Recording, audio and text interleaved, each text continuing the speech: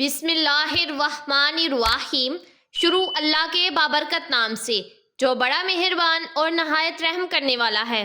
Nimra voice stories channel دیکھنے والوں کو میرا پیار بھرا سلام۔ السلام علیکم ورحمۃ اللہ وبرکاتہ۔ پیارے دوستو، آج کی اس ویڈیو میں ہم آپ کے ساتھ ایک ایسا حیران کن واقعہ شیئر کرنے والے ہیں جسے سن کر آپ حیرت میں پڑ جائیں گے کہ کیسے ایک اللہ والے نے ایک پنڈت کی بیٹی کو چھپکلی بنا دیا۔ پیارے دوستو، کہا جاتا ہے کہ ایک گاؤں تھا جہاں قدرت کی بے پناہ نعمتیں تھی۔ اللہ تعالیٰ نے وہاں کے لوگوں کو مالا مال کیا ہوا تھا غرض کے ایسی نعمتیں جن کو دیکھ کر انسان اکثر مغرور ہو جایا کرتا ہے، اور سب سے بڑی اور بری بات یہ تھی کہ وہ سب کے سب کافر تھے، اپنی شان و شوکت اور دولت پر بہت فخر کرتے تھے کیونکہ ہر شخص وہاں پر دولت مند تھا اور وہاں کسی کے پاس بھی روپے پیسے کی کوئی کمی نہیں تھی۔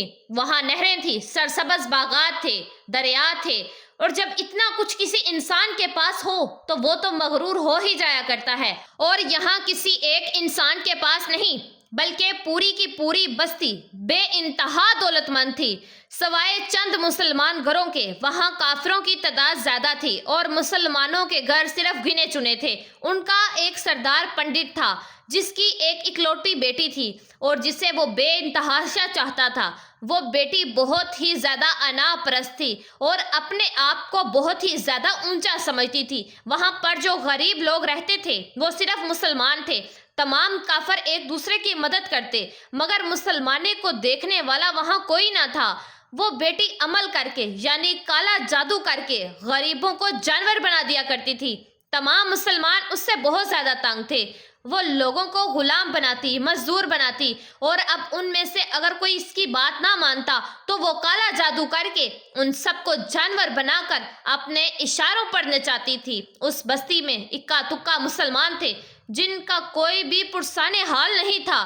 جب پنڈت کی بیٹی کا علم حد سے زیادہ بڑھ گیا تو مسلمانوں میں سے ایک بوڑھے بزرگ نے اللہ تعالیٰ کے حضور گر گرا کر یہ دعا کی کہ اے رب کریم، ہماری نسلیں جو چند ایک یہاں پر بچی ہیں ان نسلوں کو تو بچا لے۔ اس پنڈت کی بیٹی نے ہمارا جینا حرام کر دیا ہے۔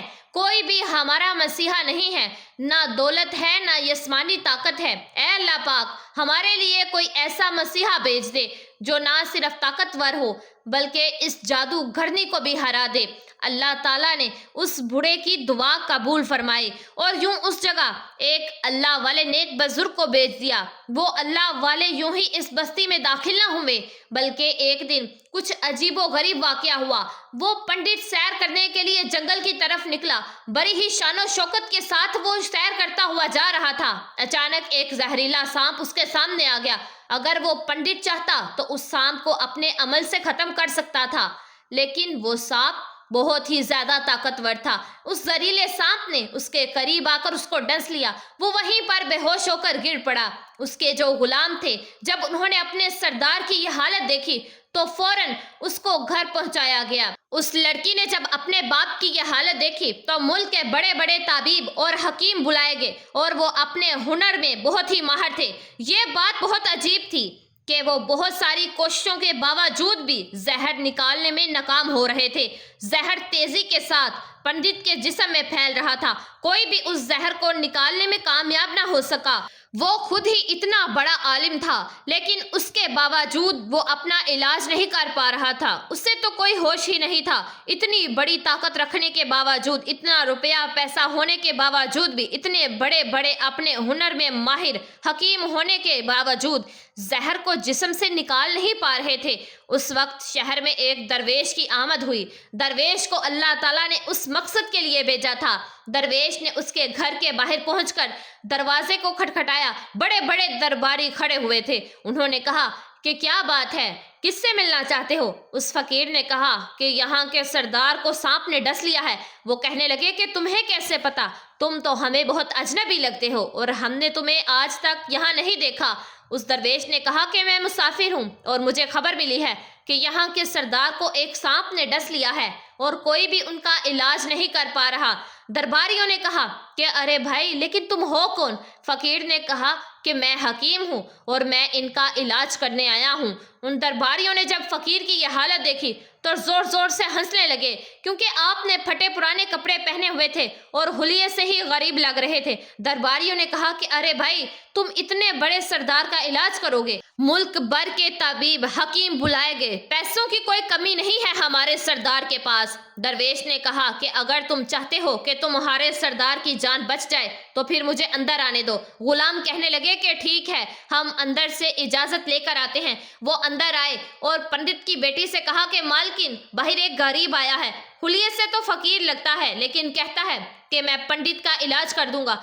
वो जहर जो तेजी से फैलता जा रहा है उसको निकाल कर फेंक दूंगा।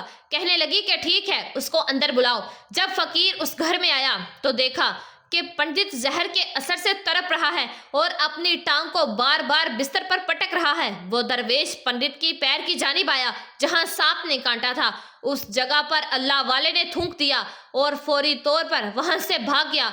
पंडित के सारे साथी और उसकी बेटी हैरान हुए कि ये कौन दीवाना था कि कमरे में आया और उस जगह पर थूक कर भाग गया जिस जगह सांप ने काटा था। और तो और उसको कोई पकड़ भी ना सका। उसकी बेटी गुस्से में आ गई। उसने कहा कि ये तो बेअदबी है, उसने गुस्ताखी की है यहाँ के सरदार के साथ। चलो कोई बात नहीं, तुम थूक को साफ करो, मैं अभी उसे अपने अमल से जानवर बना देती हूँ। लेकिन जैसे ही उसकी थूक साफ करने के लिए रुमाल पकड़ा और पंडित के जहर से नीली हुई टांग से थूक साफ करने लगा तो वो हैरान होते हुए रुक गया। उसने उंगली से थूक को सांप के डसे पर अच्छी तरह से मल दिया तो उसकी बेटी कहने लगी कि आप क्या कर रहे हैं? उस दीवाने ने मेरे बाप की टांग पर थूक दिया है और आप उस थूक को मल रहे हैं। उसने हाथ के इशारे से पंडित की बेटी को रोक दिया और कहा कि रुको एक मिनट। जैसे ही उस थूक को पंडित की टांग पर मला गया, जहर का सारा असर फौरी तौर पर खत्म हो गया।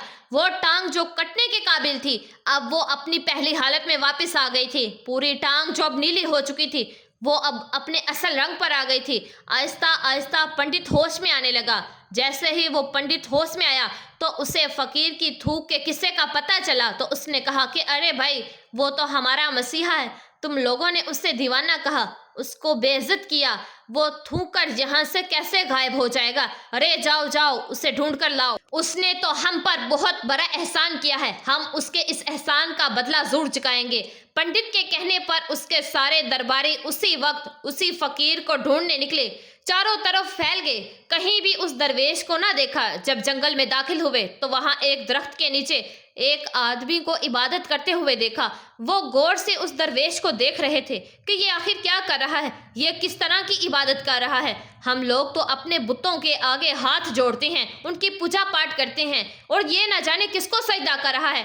खैर, पंडित का हुक्म था तो फौरी तौर पर दरवेश पकड़ा गया और पंडित के सामने पेश किया गया। पंडित ने कहा कि आप कौन हैं और कहां से आए हैं? सबसे पहले तो गुस्ताखी की माफ़ी चाहता हूं कि मेरे लोगों ने आपके साथ बहुत बुरा सलूक किया, लेकिन आपकी वजह से आज मैं जिंदा हूं। हम गुनाहगारों की आंखें आपको पहचान नहीं सकी। मैं आपसे माजरत चाहता हूं, आपसे दरख्वास्त करता हूं कि आप मेरी तरफ से कीमती पोशाक यानी कीमती लिबास और अरबी घोड़ा कबूल कीजिए। फकीर ने मुस्कुराकर पंडित की तरफ देखा और बोला कि ये घोड़ा और लिबास बहुत कीमती हैं। मैं ये लिबास पहनकर मैं घोड़े के लिए घास काटूंगा तो क्या अच्छा लगूंगा। पंडित ने कहा कि आप फिक्र ना करें, घोड़े के साथ साथ खिदमत गुजार भी दिए जाएंगे, यानी नौकर चाकर भी दिए जाएंगे। दरवेश बोला, अच्छा, इतना मालो दौलत और मुलाजमों के साथ मैं अपनी रिहाइश गाह में क्या अकेला रहूंगा? पंडित बोला कि हजूर, आप परेशान ना हो, ये मेरी बेटी है, आपके सामने है। बेटी हैरत से अपने बाप को देख रही थी कि मेरा बाप क्या कहने वाला है। उसने कहा कि मेरी बेटी जिसको आपने अभी देख लिया है उसकी शादी आपसे कर दी जाएगी, और एक शर्त है कि आपको जो कुछ भी मैं दे रहा हूँ उसके लिए आपको अपना मजहब छोड़ना पड़ेगा। मेरे खास मुलाजमों ने आपको इबादत करते हुए देखा है, और यहाँ तक हमारी मालूमात है हम तो बुतों के आगे सजदा करते हैं, हम अपनी उन मूर्तियों की इबादत करते हैं, और जिसको आप सजदा कर रहे थे वो तो आपका खुदा है ना। मेरा मतलब है कि आप मुसलमान हैं ना, इसलिए मैं आपसे गुजारिश करना चाहता हूँ कि ये सब कुछ ले लें और अपने मजहब को छोड़ दें। क्या आप ऐसा कर सकते हैं? फकीर ने कहा कि मुझे आप एक बात बताइए, क्या आप मुझे सब कुछ दे रहे हैं और आपने मुझे ये दुआ भी दी है कि मेरी बहुत सी औलादें हों, کہ آپ کی نسل آپ کی بیٹی سے چلے، تو آپ مجھے بتائیے کہ اگر ان بچوں میں سے کسی بچے کو خدا نخواستہ کچھ ہو جاتا ہے تو پھر رونا کس کو پڑے گا؟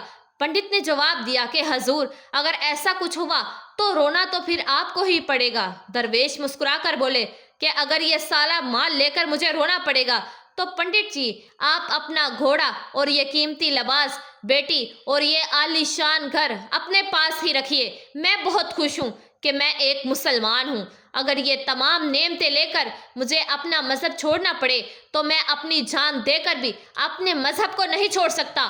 جس رب نے مجھے پیدا کیا ہے تو کیا اس رب کے دین کو چھوڑ کر میں آپ کے پاس چلا ہوں صرف ان چند پیسوں کے لیے، دنیا کی چیزوں کے لیے؟ مجھے تو آخرت کی زندگی چاہیے، اور یہ سب نعمتیں تو مجھے وہاں مل ہی جائیں گی۔ اس لیے میں اپنی درویشی میں بہت خوش ہوں۔ اللہ تعالیٰ نے مجھے جس مقصد کے لیے یہاں بھیجا ہے بس وہ مقصد پورا ہو جائے۔ پنڈت نے کہا کہ کیا مقصد ہے آپ کا؟ فقیر نے کہا کہ یہاں کے مسلمانوں پر بہت ہی ظلم ہو رہا ہے، بس میں انہی کے لیے مسیحا بن کر آیا ہوں۔ یہ کہہ کر جب وہ جانے لگا تو پنڈت نے درویش کو رک جانے کا کہا اور کہنے لگا کہ میں نے مال دے کر آزمایا تم کو، ہر طرح سے جانچ لیا، تم اپنے مذہب کو چھوڑنے پر راضی نہیں ہوئے۔ اگر تم یہی کرنے آئے ہو تو کیا تمہیں کسی بات کا ڈر نہیں ہے؟ کیا تم نہیں جانتے ہو کہ ہم کتنے طاقتور ہیں اور ہماری بیٹی اپنے عمل میں اتنی ماہر ہے کہ تمہیں یہاں کھڑے کھڑے جنگلی جانور بنا سکتی ہے؟ فقیر نے کہا کہ اس میں جانور تو بہت سے کمزور لوگوں کو بنایا ہے، اس کو کہو کہ مجھے جانور بنا کر دکھائے تو پھر میں اس کا جادو مانوں گا۔ اس سے پہلے کہ پنڈت اپنی بیٹی کو مشورہ دیتا کہ جاؤ بیٹی اس پر وار کرو، اللہ والے نے جادوگرنی پر ایک پھونک ماری تو وہ اسی وقت ایک بڑی سی چھپکلی بن گئی۔ وہ کچھ بھی نہیں کر پا رہی تھی، وہ چھپکلی اتنی بڑی تھی کہ وہاں پر جتنے بھی انسان کھڑے تھے ان سب سے اونچا قد صرف اسی کا تھا۔ اللہ والے کے پاس جب وہ آنے لگی، آہستہ آہستہ اپنا زہر اگلنا ہی چاہتی تھی۔ وہ جانتے تھے کہ وہ کیا کرنے والی ہے۔ اسی وقت انہوں نے اس کے منہ پر تھونک دیا۔ تھونکنے کی دیر تھی کہ وہ جلنے لگی۔ وہ تھوک کیا تھی؟ تیزاب تھا، جس سے اس کا آدھا چہرہ جل گیا، اس کا چہرہ جل کر کالا ہو گیا، ان قریب کے پورا جسم جل کر راکھ ہو جاتا۔ مگر اسی وقت پنڈت بھاگتا ہوا آیا اور ان کے قدموں میں گر گیا اور معافی مانگنے لگا اور کہنے لگا کہ حضرت، یہ گستاخی کے لیے مجھے معاف کر دیجئے۔ میں نے سچ میں آپ کو بہت کمزور سمجھا اور آپ کو آپ کے مذہب سے ہٹانا چاہا۔ اگر میری بیٹی ٹھیک ہو جائے گی تو میں سچ کہتا ہوں کہ یہاں جتنے لوگ موجود ہیں پوری بستی مسلمان ہو جائے گی۔ فقیر نے کہا کہ ہم کسی کو زبردستی اپنے دین میں شامل ہونے کے لیے مجبور نہیں کرتے، بلکہ تم لوگ ہمارے مسلمان بھائیوں پر جو ظلم کرتے ہو، ہم اس ظلم کو ختم کرنا چاہتے ہیں۔ ہمارے دین میں زبردستی نہیں ہے۔ اگر تمہاری بیٹی انسان بن کر سدھر جاتی ہے تو اس کو اس کی اصل حالت میں لانے کے لیے میں خود اللہ تعالیٰ سے دعا کروں گا۔ پنڈت کہنے لگا کہ جی میری بیٹی اپنی اصل حالت میں آئے گی تو وہ کسی پر بھی ظلم نہیں کرے گی، بلکہ وہ اس کے لیے دل سے معافی چاہتا ہوں۔ جو کچھ میری بیٹی نے آپ کے ساتھ کیا ہے، آئندہ یہ کوئی بھی کالا جادو یا کوئی بھی ایسا گندا عمل نہیں کرے گی اور کسی بھی مسلمان پر کوئی سختی نہیں کرے گی۔ بس آپ اس کو دوبارہ سے انسان بنا دیجئے۔ اللہ والے نے اس چھپکلی پر جیسے ہی پھونک ماری تو وہ انسان بن گئی۔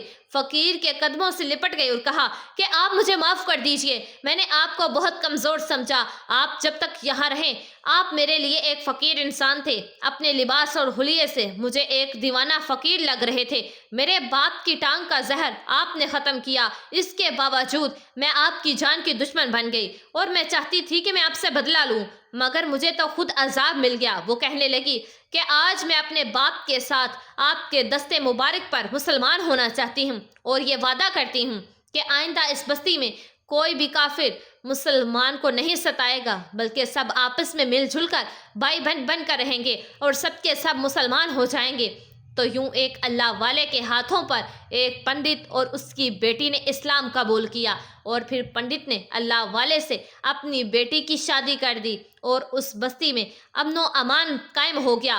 کل تک جو لوگ غرور کرتے تھے آج وہ لوگ اشائی کا پیکر بن گئے تھے ایک اللہ والے کی کرامت سے. سبحان اللہ. جی تو پیارے دوستو، میں امید کرتی ہوں کہ یہ ویڈیو آپ لوگوں کو ضرور پسند آئے گی. اس کو آگے شیئر لازمی کیجیے گا، اور اگر آپ نمرا وائس اسٹوریز چینل پر نئے ہیں تو پلیز چینل کو لازمی سبسکرائب کر لیجیے گا، ویڈیو کو لائک کر دیجیے گا اور بیل آئیکن کے بٹن کو پریس کر دیجیے گا. دعاؤں میں ہمیشہ یاد رکھیے گا. جزاک اللہ.